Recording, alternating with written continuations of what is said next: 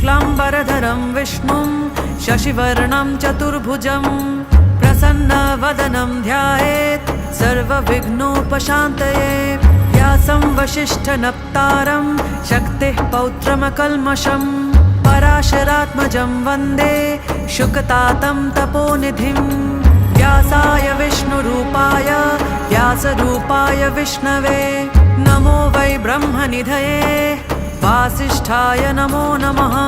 अविकाराय शुद्धाय नित्याय परमात्मने सदैकरूपरूपाय विष्णवे सर्वजिष्णवे।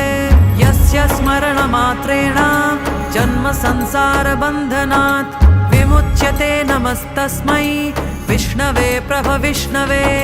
ॐ नमो विष्णवे प्रभविष्णवे। श्रीवैशम्पायन उवाच श्रुत्वा धर्मा